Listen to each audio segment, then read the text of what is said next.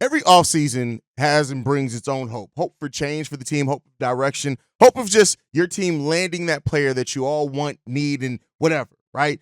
And this offseason is a unique one for the Chicago Bulls because AK, in a lot of ways, with his words in the season-ending press conference, kind of reinvigorated some hope in some Bulls fans that some change is actually going to come. It's also brought about some doubt for the Chicago Bulls fans. On today's episode, I'm going to talk about both those sides. And we're going to also dive into the mailbag as it is Saturday, and that means the most important part about this episode is your voicemails. We're going to get into all and more right after this.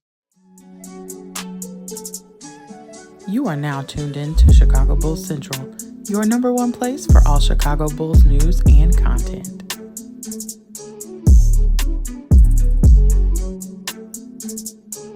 What's going on, Bulls fans? Welcome to another episode of Chicago Bulls Central, your number one spot for everything Chicago Bulls related. I'm the host there, Hayes, but more importantly, you guys can follow the channel at Bulls Central Pod on every social media platform we happen to be on. With that being said, usually I come in here, even on mailbag days, I have a list of predetermined topics and things like that I kind of want to break down and talk about. And on today's episode, before we get into the mailbag, I'm kind of going to just talk about my thoughts, right? There's a lot of thoughts and feelings and things that I see with this, and so when I started Chicago Bulls Central, right? Most of you guys know, especially the ones that have been there, the whole point of this of this platform was because I love the Bulls day in and day out, right? It's something that I talk about every day in my life before I had the show. So definitely going to continue to talk about it after I have the show, right? And it's brought about a lot of great things in my life, right? When you look at my relationship with the Cognac Boys and Big Kev and Steve-O, and the fact that we built a whole network kind of just out of nothing but passion and friendship, right? The people that I've met here, like Brandon Eljet, Winton Mahorn, Korn, who's like my little brother, Shay, who's another one of my little brothers, right? Like these guys that I truly appreciate and have meant the world to me, right? Like Evie and Sydney and Archangel and just everybody who's like made this platform what it is,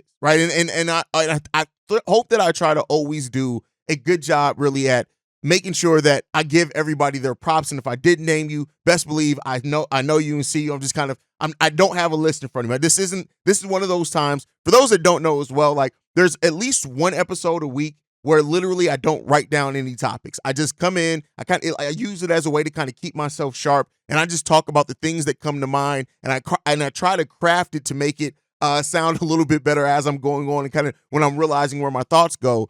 And more importantly than anything this offseason is the frustration by Bulls fans, the frustration over the lack of direction of this team. And and while as Bulls fans, we may all disagree about what the causes of it are, right? Some people blame more ownership. Some people blame front office. Some people blame Billy. Some people blame the players. Some people specific players, right? Is that we all want the same thing. And we all want this franchise that we love, that we spend our time supporting, our money in a lot of cases, right?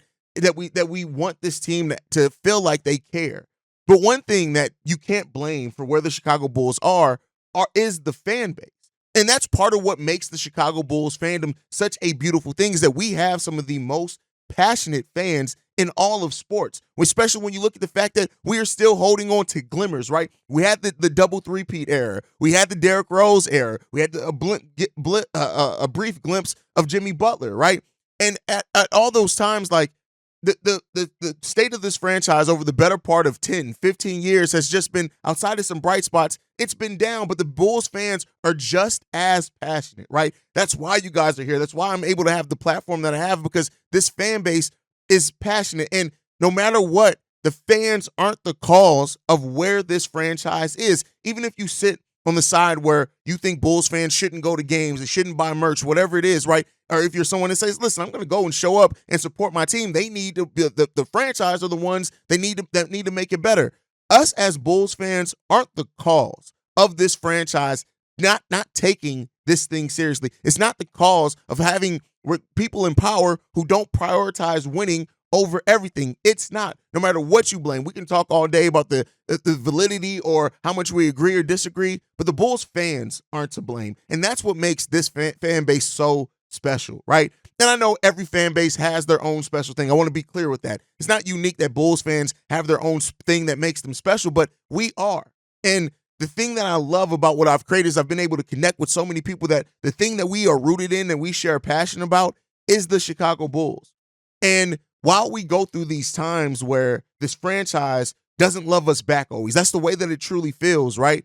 The Bulls fans, we still love this team. And we still have that shared and common interest in wanting to see this team win. And, there are some people who kind of are skewed off or have different views or weird views or whatever it is about what it really takes or matters to make a team successful. Everybody has their own thing. But it's just, I've seen a fan base over the last year or two really, and I've participated in too, I'm not separating myself from it, is that we combat. And that's it. Some natural discourse is going to happen when it's something that you're passionate about and love, and that's going to happen with Bulls fans. We're going to disagree. We're going to bump heads. Hell, you saw me and Steve-O. That's my little brother. I love that dude like we were born from the same person. I love that dude. And me and him bump heads on the direction of the Bulls all the time. So some of that is natural. But I think we need to keep in mind that the thing that we're fighting, the thing that we're combating is not each other, right? And I don't say that to be on some type of high horse or to make it seem like I'm better than, because no, we all do it. Every single Bulls fan has done it and has participated in the discourse of where the communication around this team is. And for my part in contributing to it, I do apologize to that. Yeah, I get passionate. I love this damn team.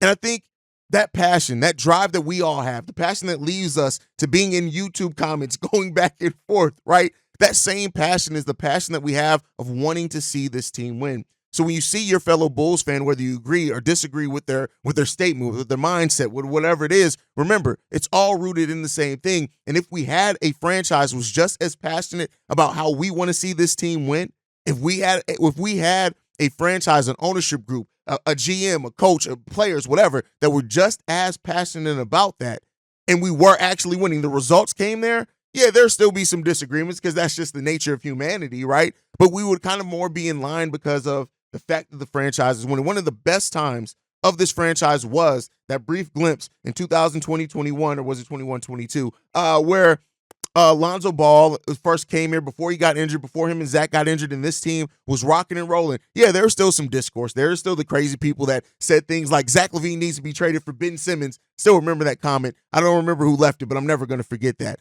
But ultimately, as we go into this offseason that everybody is hoping is going to bring more clarity, we all want the Bulls to get to the same place. We do. And it sucks that where this franchise has been, and despite the glimpses that we've had over the years, because I don't want to act like it's just all been down, we've shared some serious glimpses in that time, is that it still leads to the same place. We haven't been consistent. This franchise has not been that. And in a lot of ways, it sucks, right? It sucks to be a fan of a franchise that you look at and you can seriously say, yeah, I love it, I care, but do they, right? And by they, I mean the ownership group. I truly think AK cares about and wants to build the best team possible. I think that AK didn't kind of probably misjudge how limiting working for the Reinsdorfs was going to be as far as like cap flexibility and things like that. But again, he accepted the job. That's up to you to find a way to make it work. And in a time where we live and we've seen so many other franchises that were down, like I always look at the New York Knicks, right? The Knicks are a team that was down in the depths of hell. And I'm not saying they're all of a sudden going to win a title or anything, but they were down for a long time.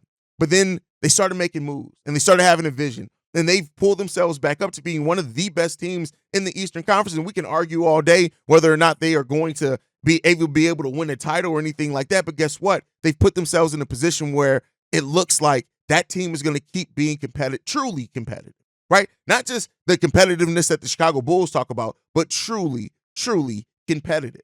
And so that's where we want to be. That's where this franchise wants to be. And that's where we were for a little while. And we want to get back there. And so, for the Bulls fans that either are younger and didn't get to live through either of the three-peat eras, and that their heights of being Bulls fans is the Derrick Rose era, which is perfectly fine, or you have even younger fans than that have never really seen this team be that scrappy, that team that had with heart and conviction and all those type of things. We want to get back to that. And I think, being a member of this fan base for my whole life, I've never been truly a fan of another team other than the Chicago Bulls. It's been the Bulls literally since the day I came into this planet, right? And there have been other teams that I've liked for sure. Like I like the New York Knicks team as much as it pains me to say that I like that Knicks team because I love Jalen Brunson. I'm not even gonna lie to you. I like the Pelicans as well, but they have their own thing. But to only be a fan of this franchise for the entirety of my life, am I numb to a couple of things? Do I even maybe have my blind spots as a Bulls fan? Absolutely. I would absolutely say that I do. But the one blind spot that I don't have is that I just want to see this team win. We can talk about basketball IQ and what we see, how we identify things on the court, whether you're a stat sheet fan, an advanced analytics fan, or whatever it is, we're still Bulls fans. And the one thing that I don't like, and like I said, I had to recognize that I contributed to it as well. The one thing that I don't like, discourse and conversation, disagreements are fine, but the attack, right? We gotta be better than that, y'all, because at the end of the day, we're not fighting. Not one of us has a power input on a trade made. Not one of us has a power input on a contract given to a player. No, we don't do that, right? We have no control over that. We can voice our opinions on it, and we can have an agreement or disagreement on the views on that, which is fine. The discourse and conversation is fine. But Bulls fans, the one thing that we aren't against are each other, because we're all supporting and rooting for the same team that, again, it feels like at times doesn't love us back. And ultimately, when it's all said and done, the place and whatever happens this summer, and we'll get back tomorrow, and I know a lot of people aren't going to like this type of content, but we'll get back on Sunday, back to I start doing my season grades and things for players. And about a week or two after that, we'll start doing some of the draft analysis. And I can't wait I love doing that aspect of things. But it all is rooted still in, we want this franchise to get to the place to where we're able to talk about our team with pride again. That we're able to talk about, and there were bright spots even in this season. Kobe, Io, absolute bright spots in this season for the way that they were able to perform, and we have that to hang our hats on. But we deserve better as Bulls fans. And I think everybody recognizes that. And part of AK's press conference is I hope that he truly recognizes that as well, is that the job that you have done, the vision that you had, cool, whatever the vision you had is the vision, right? And all visions look good and sound good on paper. But the results of it have just not been what Bulls fans deserve. And hopefully more than anything, walking away from that is something that AK, Eversley, everybody in power realizes that as Bulls fans, we deserve better. We deserve better. And hopefully that's going to be a thing that we end up getting. But over the summer, you guys know, nothing changes. We're still going to stay daily. And I want to hear from you guys even more so over the summer. I want to hear your opinions, your thoughts, whether it's stuff on the Bulls past, Bulls present, Bulls future, right? All that I want to be here. I set this out in our almost 3 years. We're coming up on a 3-year anniversary, almost 3 years of being around. Was it to be a platform for all Bulls fans, the voice of the fans, right? And I want to amplify that voice as much as I can. Whether I agree with you or disagree with you, your voice deserves to be amplified. And let's try to get through these times together, man. But in talking about amplifying some of those voices, today we're going to do that with the voicemails. This first one that we got, this one's from Larry. What up, Hayes? This is Larry from Mobile. After the Carnosovas, the press conference, I'm glad that he's decided it's time to make a change, and I believe that he's capable of doing that, considering what happened in 21, bringing in DeMar and Lonzo and Caruso. I just hope that there is some meaningful change that is not going to leave us in the same place. Change just for the sake of change. I want it to be where it's going to, even if it's tearing us down to, build us back up, rather than just a couple things. One, DeMar I just don't see what the point in bringing him back would be if you're trying to move in a different direction. This is probably the best time to, if you're going to lose with the young guys and just let DeMar go, especially with the money that he may want. The other thing, as far as with Lonzo, with the disabled player exception, do you know what the time frame is as far as when he would have to be excluded from that? I remember some years ago that Chris Miles, when he was released, he ended up going to another team and playing 10 games, and then that money came back on the books, I believe, for the Blazers. But I don't know what the update is saying. It's been some time ago. There has to be some change. But if you can give me that information, or if you know, or we can find out, I appreciate it. Thanks, Ace. Appreciate you. Change just for the sake of change is something that I completely agree with you. Like, change just for change is almost as bad as stagnation, right? When you just change something to just say, hey, look, we made some changes, right? And that's not what we want from the Chicago Bulls season. Some Bulls fans will appreciate change just for change because at least they're looked at as doing something. I have a more cynical view on it, admittedly, is that my thing is don't just change just to change. Like, don't try to pull the wool over our eyes. Like, change just for the sake of change. Yeah, okay, it's different, but the result's going to be the same. I want to see meaningful change. Absolutely. So, we'll see, man. Now, I completely agree with the point that you made as far as bringing DeMar back and losing with the young guys. That's something that I've said is that you get a true evaluation of those young guys then, right? You get a true evaluation of saying, are these guys that can be part of a team, or the guys that we can build around, or the guys that maybe we should look to move on from? And I've always said that DeMar DeRozan he keeps the Bulls kind of afloat. This Bulls team, even despite the growth of Kobe White, this Bulls team would have been even higher up in the lottery than what we were if it wasn't for DeMar DeRozan. And I'm not saying that to say that, like, oh, let's just do that to do that. Let's get this lottery pick. But I say that to say this is that how much longer do you really think DeMar is going to play at this level? That's something that the Bulls have to ask themselves. And how much longer does keep staying at that level keep you just from avoiding the inevitable, which is eventually you're going to have to be bad to be bad, and let that naturally come to its conclusion. So that's kind of a way to look at it. I think ultimately, they're going to try to bring DeMar back. I think that some change around, maybe Zach is jettisoned, things like that can make that kind of better and easier to take. But ultimately, like, they do love DeMar DeRozan, and there's a lot to love about DeMar. So it's not like they're attached to a player that's just bad. He has his flaws, as every player does, but there are legitimate reasons to love DeMar DeRozan. I think that number, the years, that definitely makes a difference in that, and we'll see what comes with that one. Yeah, I think we'll see what comes of that, and I also think that that offer that they made DeMar, reportedly the $80 million offer, that's a lot of money. But let's see what else changes they make on the roster. Now, as far as Lonzo Ball, so you said disabled player exception. I think you mean the career-ending injury exception, because those are different. So under the rule of the NBA, a team is granted salary cap relief for a career-ending injury to a player who participate in at least 10 games the next season. The salary cap relief is terminated, and the amount is added back to the team's salary cap ceiling. So, it's still that 10-game mark according to the CBA. It's so rare that teams actually use the career-ending injury exception. I think that that's part of the reason as well. So we'll see what happens with that. We'll see what happens. But great voicemail, Larry. Let's go ahead and get into this next one. This one's from my brother from Corn. What's the word, King? It's Corn, man. Let me get right up into this, man, because, people in the comments is shooting what me and another subscriber is talking about. First of all, I would never just put something on a player. I would never just say it's Zach LaVine's fault or anybody's fault at that case. It starts from the top all the way to the bottom. It's an ownership problem. It's a management problem. It's a coaching problem. It's a player problem. It's an organization as a whole. And to me, going into this offseason, the most important thing that I want my Bulls to do, the most important thing that I want my young leaders, I'm looking at you, Kobe. I'm looking at you, Io. I'm even looking at you, P. Will. I'm looking at y'all. I want to bring an identity. We need to have an identity here. That's the most important thing to me. Now, it might not be the sum, but to me, I feel like that's what we need to set first before anything else falls. We got to have an identity. We got to set and say, this is what we are. This is our standard. Miami Heat got a standard. The Lakers, they know they go get their superstars. They got standards. They're going to get the big name regardless. After LeBron, AD leave, trust me, there's going to be more big names in that purple and gold. That's a standard. That's a culture. We had that at one point. It is gone.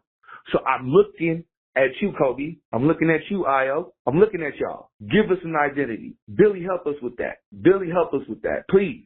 I would never just say, and don't ever put words in my mouth to sit here and say, I just blame Zach LaVine. No, he's a part of the problem, a small minute of the problem, but he's not the whole problem. No. And whoever thinks that is a fucking idiot, man. And, I gotta troll you for this one, so I appreciate you saying I got a smart, basketball mind and then shot the shot about D-Lo. Hey, D-Lo made me look good last week. Not last week, yesterday, hitting 7 of them, against Denver.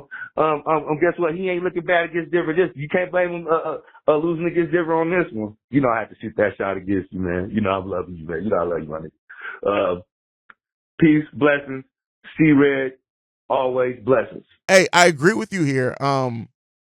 Yeah, I agree that the problem overall isn't just one aspect of this team. It's not just coaching. It's not just Zach LaVine. It's not just Nikola Vucevic. It's not just Billy Donovan. It's a combination of all those things. And I don't know who pissed Corn off with that comment, but somebody pissed Corn off. But yeah, it's truly a combination. I think it takes a step back. It's easy kind of when you're focused, right? Especially like during the game. Of course, Billy Donovan's shortcomings become heightened there. But then you also got to think about the fact that he's had an unbalanced roster. And like I said, this isn't an endorsement of Billy Donovan. I don't want Billy Donovan coaching this team. Let me be clear on that. But because he is the coach on this team, every coach deserves a complete roster. Every coach does. I don't care if you're the worst coach in the NBA, the best coach in the NBA. Every coach deserves a complete roster. Now, some of the special coaches in the NBA can make more with less, make more happen with less, right? And that's what makes them special. But every coach deserves a chance at having a complete roster.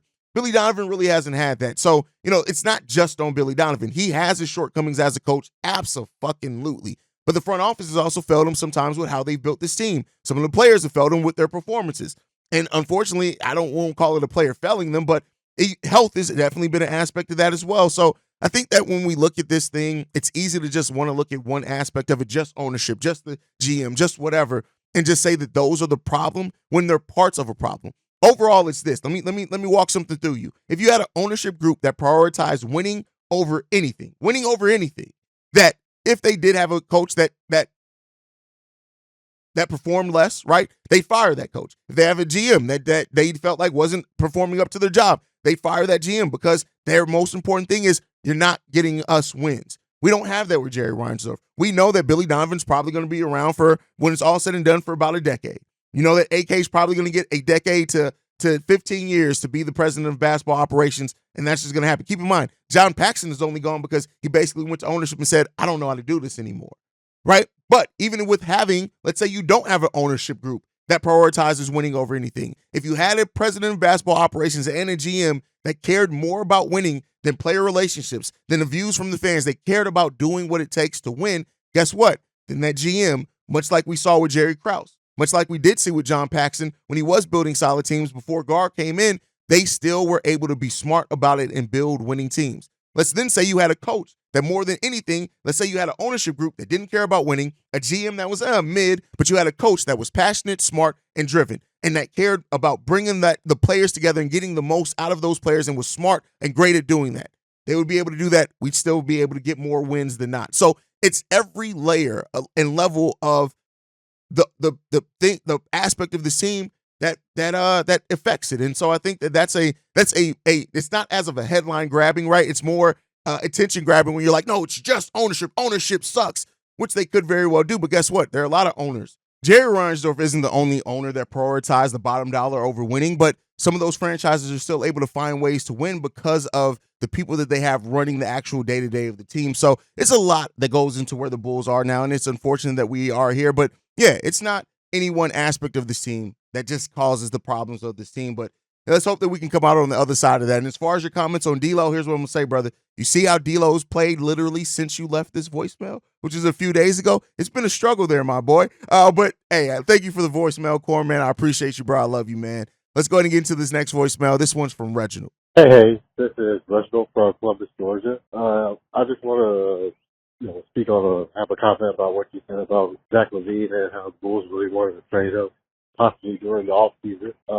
If it was me, I wouldn't really be listening too hard to trade for Zach during the offseason because I already know they're not going to offer anything other than fair parts because that's what they offered this up to the trade deadline.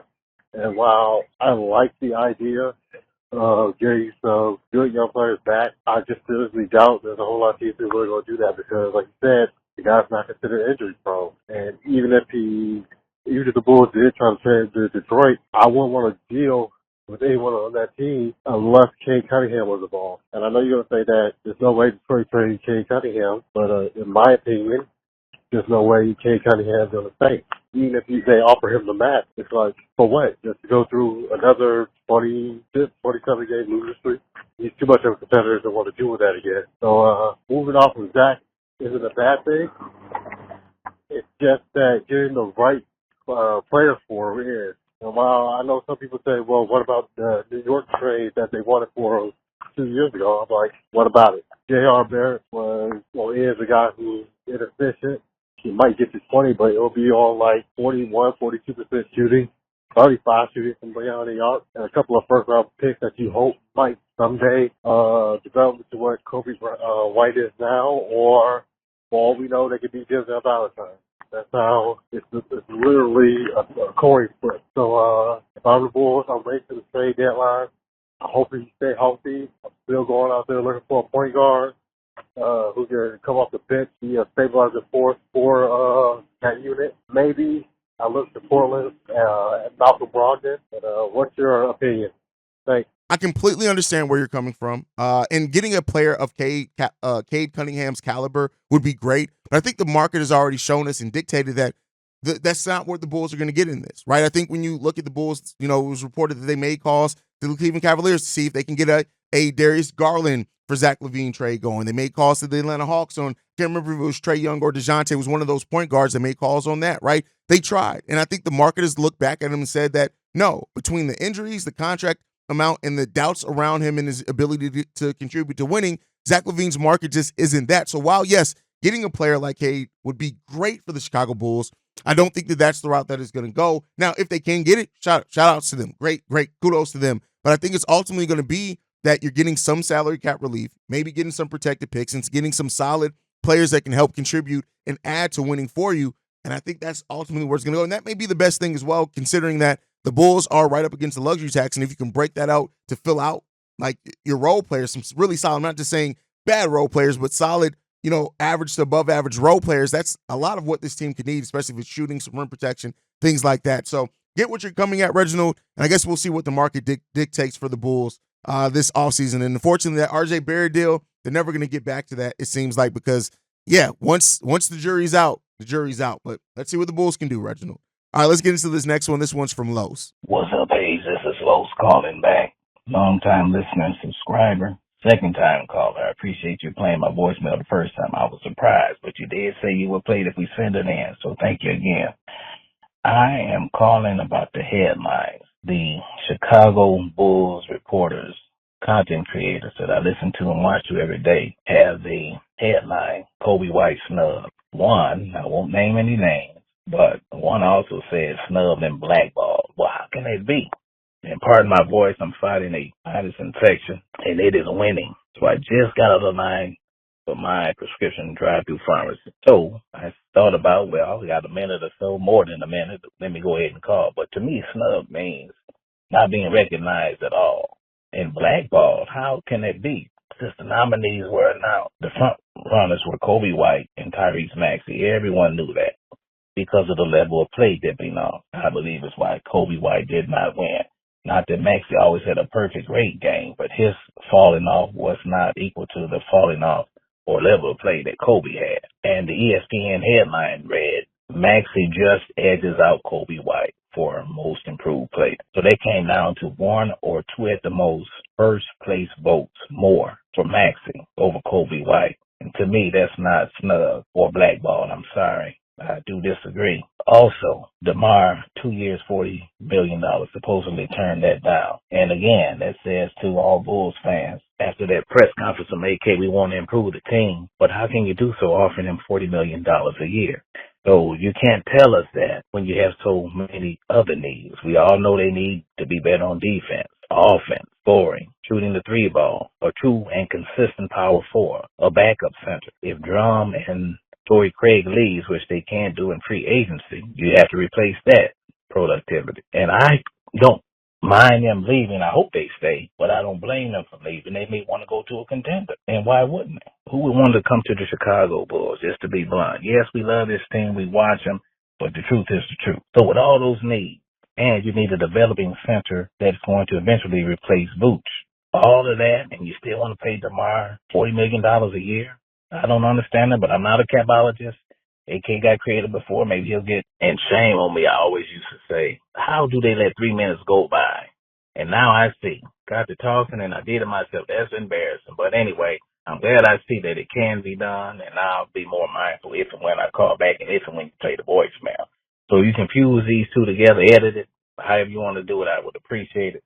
But I did want to apologize for my voice. I was calling in earlier, and I'm finding sinus infection. Unfortunately, just got my prescription, and that's what prompted me to call while I had to wait. So I said all that to say this.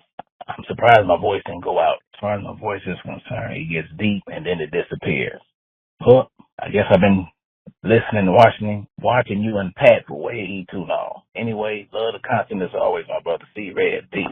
Listen, so snubbed, I did call. I personally said that Kobe White was snubbed, and by snubbed, I personally meant like, hey, he should have won this award is the way that I use. Now, anyone who said I didn't see the content creator that you say that he was blackballed, I completely agree with you. Kobe White is not blackballed. Now, you can say that the national media doesn't really pay attention to the Bulls because we've sucked for so long, and that would be a valid statement. But I won't say that Kobe White's blackballed. I think that, you know, the place that the team is definitely affects the way that Kobe's talked about, as with every player. But, you know, we'll see how that goes. Now, as far as DeMar, here's the thing. That $80 million offer would have happened before AK's presser. It just came out around that time. Now, maybe that was something that AK and the Bulls did offer, and maybe they've now kind of changed their stance on that, looking at how the season finished. I'm not saying that that's true either. It could go either way, but I think that offer would have happened before AK's presser, and maybe even before that. For all we know, that could have happened more towards. It was just said that recently an offer, and you know that could be looked at as a lot of different things. So we'll end up seeing where the offer comes from with DeMar, and what happens if he ends up staying here. Like I said, there's reasons absolutely keep DeMar. There's questions about that as well, and we'll see where the route goes and which route this Bulls team takes with that. All right, let's get into the last voicemail for today. This one's from Vaughn. What's up, Hayes? This is Vaughn. So I was thinking about what AK has said on the presser about, needing to change his team up. And I just feel like the only meaningful change, in my opinion, is going to come from moving off of two of the big three that we have. It sounds like they want to keep DeMar. And obviously, trading Zach is a focal point for them this offseason. I really want to see them try to move Vucevic. I know you previously said you don't think, we can get off of Vucevic without attaching assets, but I hope that there's some team out there that maybe, values him, or we even have that Portland first round pick, which I don't feel like it's too valuable. I mean, I wouldn't be mad about attaching something like that, but I don't even know if that's enough to get another team to be interested. But overall, I know other people are saying, hey, why don't we bring back the same group? Maybe they'll be better with the growth of Kobe and Ayo. But, to me, that kind of hinders some of the growth of that, specifically with Ayo. Because if we're bringing somebody back like, Zach LaVine, with DeMar DeRozan, that's two starters right there. And they're really fond of starting Caruso at that 4.